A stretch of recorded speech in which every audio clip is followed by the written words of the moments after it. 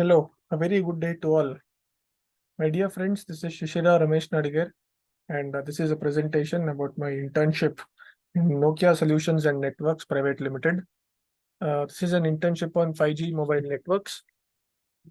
This internship was done under the faculty mentor, Professor Niranjana C, without whose guidance this wouldn't have been possible.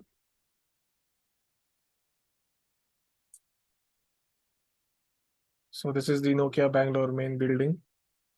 Uh, this is the content table of contents. As we can see, we have the certificate, introduction, objectives, plan of work, block diagram, algorithm, advantages and disadvantages, application, results, and finally we have conclusions. This is the certificate for the internship progress. So this is the brief overview of 5G networks, what we do in Nokia.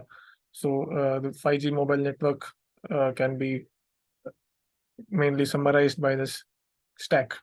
As we can see, this is the UE side and this is the GNB side. So we have the physical layer, MAC layer, RLC, PDCP, RRC. Then finally, we have the NAS layers here. So what is RAN? Right? You might have observed this keyword RAN. So data transmission and reception between the user equipment and base stations take place on the radio access network, which is the RAN layer. Base stations, antennas, and radio frequency equipment are only a few of these several parts that make up the RAN. To support high-speed wireless communication, the RAN employs a number of protocols and technologies, including the massive MIMO, beamforming, and millimeter wave technology. So this is a brief overview of RAN. All these images were taken from open source Google. So what is massive MIMO? Massive MIMO is a key technology in 5G wireless communication systems that provide significant improvements in the data rate, capacity, and energy efficiency. So this basically involves a large number of antennas at a base station which can serve multiple users simultaneously. So this results in higher spectral efficiency and a better user experience. So in layman terms, brief, it is a process of combining some antennas and then using those antennas to have a strong and higher spectral efficiency signals, which can be used to increase the overall efficiency of the network. Next, we have beamforming, which is a technique used in wireless communication systems to direct a focus signal towards a specific receiver rather than broadcasting the signal in all directions. It involves adjusting the phase and amplitude of signals transmitted by an array of antennas in such a way that the waves combine constructively in the direction of the intended receiver while canceling out in other directions. So this is the beamforming technology, as we can see. So here we can direct the waves towards one particular user in order to provide him with maximum speed of internet. Then we have the transport layer. So between the RAN and the core network, there must be a layer which supports the data transport, and this is known as the transport layer. To provide a quick and dependable data transfer, it makes use of both the conventional and wireless technologies, including fiber optic cables, microwave connections, and satellite communications. So network slicing and QoS technologies are also used to facilitate effective resource allocation and traffic management. What is network slicing? It is a key feature of 5G wireless networks that enables the creation of multiple virtual networks on a single physical network infrastructure. It involves the partitioning of a network into different resources such that each bandwidth can be used to support different applications. And this is exactly what it is given here, that it is separated into discrete virtual networks, each with its own set of characteristics and performance metrics. Next, we see the core network. So this is not the department in which we are working on, but let us see an overview wherein we have a data management and routing between various applications and services which are handled by this layer. Mobile edge computing platform is also there, and then we have the session management function and the UPF functions as well. We also have software-defined networking and network function visualization. This is the plan of work. This is what we did in 1 month of our internship in Nokia.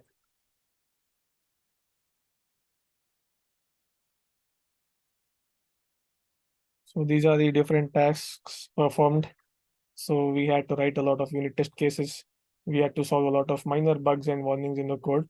Obviously, we are entry-level interns, so we don't get to do hardcore feature work. Then we have executing SET, which is a system component testing mechanism to ensure that the code is working properly. Then we have log improvement scenarios. So even though we are into software development, we have to do certain internal testing mechanisms before we can merge the code. So this mechanism is all about that. So this is the executive summary basically. We're responsible for UT. We also work with C++, Git, and Linux, all the basic necessary coding requirements. We also received a lot of excellent guidance and mentorship from experienced professionals in Nokia. The knowledge we gained in the past few months have been really helpful. Internship at Nokia has also been a very significant boost to my career. This is the block diagram. We have various base stations, switches, and routers. Uh, Servers make up this network infrastructure. Gateway serves as the connectivity points for other networks. So this is just the summary of what we have already discussed previously. So this is the RAN network, and we have the backhaul network here connected through an ENB base station to the mobile network, the mobile user network. Here we have the regional router, which is then connected to the main SDN controller, then to the control plane function. So these are all different control plane functions we are going to see in the next slide. So there are a lot of control plane functions. We can just go through these briefly. We have the PGW, we have PCRF, we have the software defined networking. We also have the different support. So, the support for different range of protocols such as UDP, TCP, Ethernet, and IP. Then we also have defined MME, SGW, and HSS, which is also a home subscriber service, which is a key component in LTE, and that is responsible for maintaining user subscription data. This is the algorithm, the deployment perspective.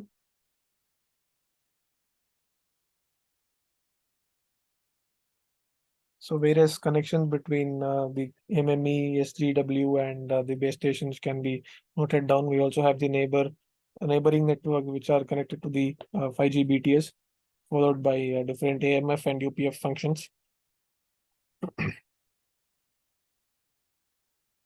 So the previously shown slide was about standalone and non-standalone network architecture. So then we also have the brief introduction to X2C and X2U interface and how the 4G core network is the base to form a 5G core network. So what are the advantages of 5G? Well, we have a lot of advantages which we are currently seeing. This is the speed, latency reduction, devices supported, and congestion control. Whereas it also comes with higher cost, higher infrastructure requirement, and a very restricted coverage since we have to achieve higher efficiencies. The coverage area is less due to higher frequencies. Then we also have health concerns. The current 5G debate we all know about. These are the applications of 5G networks: smart cities, industrial automation, health, education, and entertainment. Obviously, there are a lot more other use cases of 5G which we can see in the future. In fact, we'll be able to reap the benefits of 5G in the next 2-3 years. So with this, we come to the results and discussion. So what is the point of having a 5G network and having a RAN product? Well, as we can see, the software is set to integrate various capabilities into a single frame component which can support multiple carrier bandwidths.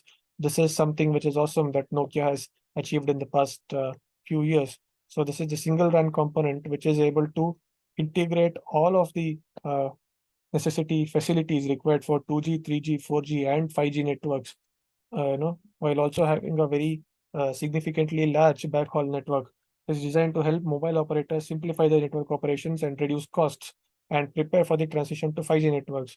It is important to note that from the operator perspective, the cost can actually be reduced because the current 5G network is built upon the existing 4G networks.